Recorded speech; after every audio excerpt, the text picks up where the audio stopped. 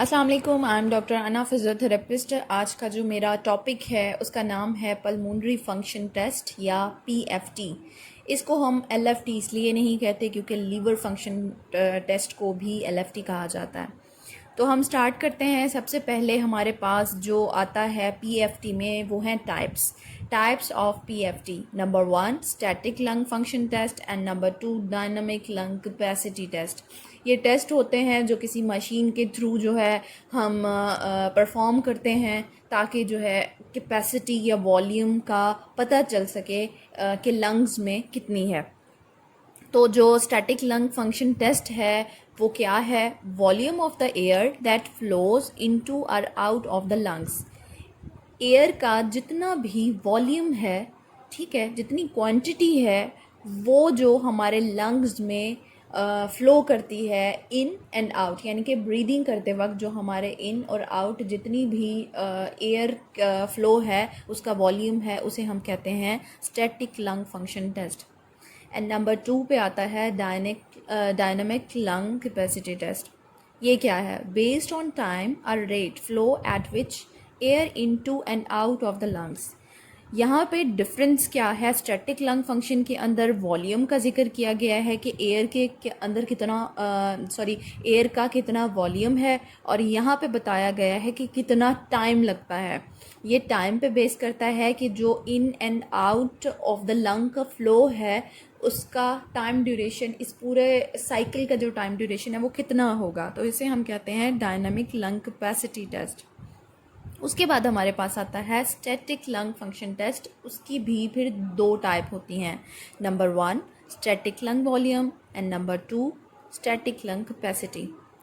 तो static lung volume और static lung capacity को 4 में डिवाइड किया गया है। उनकी टाइप्स हैं, फर्दर 4 टाइप्स हैं, और स्टैटिक लंग कैपेसिटी की भी 4 टाइप्स हैं। चले हम देखते हैं कि कौन सी 4 टाइप्स हैं। अब स्टैटिक लंग वॉल्यूम जो है उसकी 4 टाइप है। नंबर 1 टाइडल वॉल्यूम, जिसे हम टीवी से शो करते हैं। Inspiratory reserve volume IRV, expiratory reserve volume ERV and residual volume RV।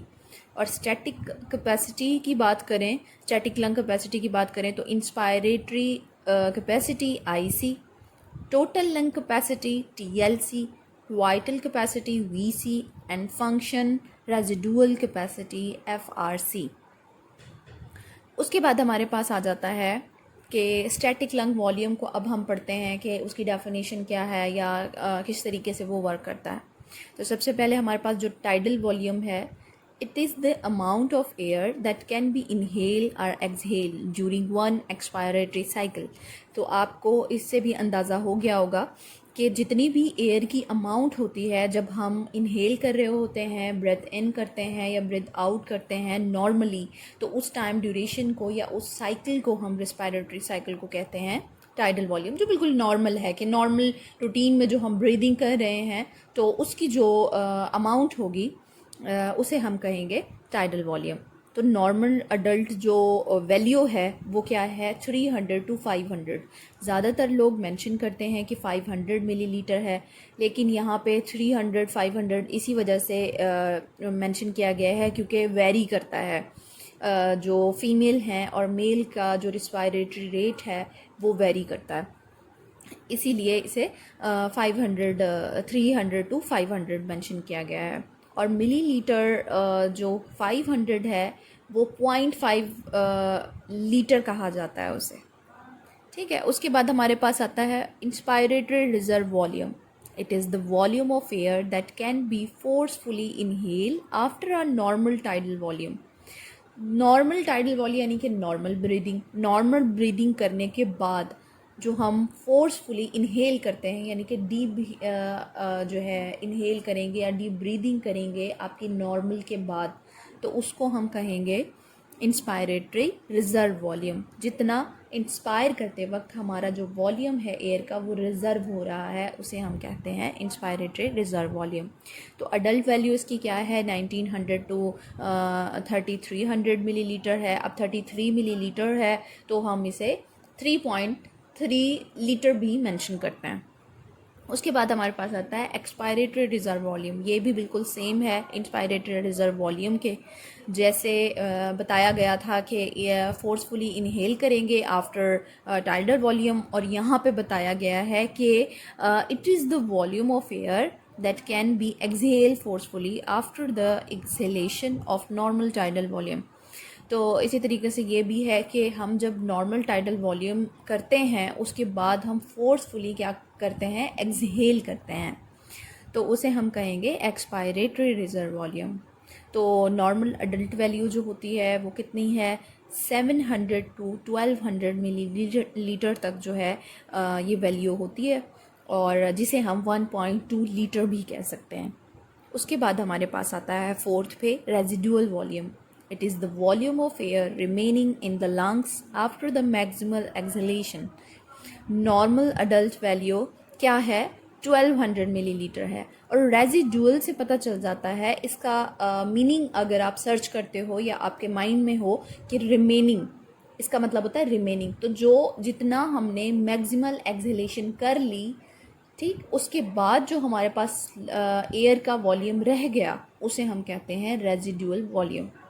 और नॉर्मल अडल्ट वैल्यू इसकी कितनी होती है, 1200 मिलीलीटर होती है, यानी कि 1.2 लीटर के इक्वल होती है। उसके बाद हमारे पास नेक्स्ट जो टॉपिक है वो है लंग कैपेसिटी। अब पहले हमने वॉल्यूम पढ़ ली, अब हम देख रहे हैं कि लंग कैपेसिटी क्या है। जो कैपेसिटी होती है लंग की जितनी भी, वो सम होती है, मजमुआ होती है बहुत सारे वॉल्यूम्स का। दो या दो से ज़्यादा वॉल्यूम्स को जब इकट्ठा किया जाता है तो उसकी जो अमाउंट निकलती है उसे हम कहते हैं लंग कैपेसिटी। तो सबसे पहले हमारे पास आती है inspiratory capacity. It is the maximal volume of air that can be inhaled following a resting state. अब रेस्टिंग स्टेट को, यानी कि नॉर्मल जो टाइडल वॉल्यूम था उसको फॉलो करते हुए हमने जब मैक्सिमल इनहेल किया, उसे हम कह सकते हैं इंस्पायरेटरी कैपेसिटी। कि पहले आपने नॉर्मल ब्रीदिंग कर ली, उसके बाद आप कितना कर सकते हैं, कितना इनहेल कर सकते हैं, कितना एक्सहेल कर सकते हैं, ये सारी चीज़ें शो करती हैं कैपेसिटी को। तो यहाँ इंस्पायरेटरी कैपेसिटी की बात है तो ऑब्वियसली हम इंस्पायर की बात करेंगे, यानी इनहेलेशन की बात करेंगे। तो सबसे पहले हमारे पास इसको हम काउंट कैसे करते हैं, IC यानी inspiratory capacity is equal to inspiratory reserve volume IRV plus TV यानी कि टाइडल वॉल्यूम। तो जब इन दोनों का सम निकालेंगे तो जो हमारे पास अमाउंट आती है उसे हम कहते हैं inspiratory capacity. And number 2, total lung capacity. अब टोटल से ही अंदाज़ा हो जाता है कि पूरा जो लंग है हमारा उसकी कैपेसिटी कितनी है। तो जितने भी हमारे पास वॉल्यूम आ जाते हैं उसका सम निकलता है, तो उसे हम कहते हैं total lung capacity. It is the maximum volume of the air the lung can accommodate, or sum of the volume compartment or volume of air in lungs after the maximum inspiration। TLC total lung capacity, tidal volume plus IRV inspiratory reserve volume plus ERV expiratory reserve volume plus RV यानी कि residual volume. इन सब का सम निकालने पे जो हमारे पास amount आती है, आई थिंक 6000 मिलीलीटर हमारे पास आता है, जिसे हम से जो है 6.0 लीटर भी कह सकते हैं। तो ये जो अमाउंट होगी वो होगी टोटल लंग कैपेसिटी। नेक्स्ट आता है हमारे पास vital capacity. It is the total amount of air exhale after the maximal inhalation. जब हम इनहेलेशन बहुत ज़्यादा परफॉर्म करते हैं और उसके बाद जो हमारे पास एक्सहेल की अमाउंट रह जाती है उसे हम कहते हैं वाइटल कैपेसिटी। तो VC vital capacity is equal to tidal volume plus IRV inspiratory reserve volume plus ERV expiratory reserve volume. ये आपको डेफिनेशन से ही अंदाज़ा हो जाता है कि इसके अंदर दो चीज़ों की बात की गई है, एक्सहेल की बात की गई है और इनहेल की बात की गई है। ऑब्वियसली कैपेसिटी उसी वक्त बनती है जब हम फोर्सफुली इनहेल कर रहे होते हैं या फोर्सफुली एक्सहेल कर रहे होते हैं, क्योंकि हमने उनकी क़ुव्वत मुदाफ़ियत चेक करनी है, कैपेसिटी चेक करनी है। तो इस वजह से हम रिज़र्व वॉल्यूम लेते हैं यहाँ पे, inspiratory reserve volume and expiratory reserve volume. And normal amount के बाद होती है तो हम टाइडल वॉल्यूम लेते हैं। इन तीनों वॉल्यूम का जो अमाउंट निकलती है उसे हम कहते हैं वाइटल कैपेसिटी। और उसके बाद फोर्थ पे हमारे पास आता है फंक्शनल रेजिडुअल कैपेसिटी।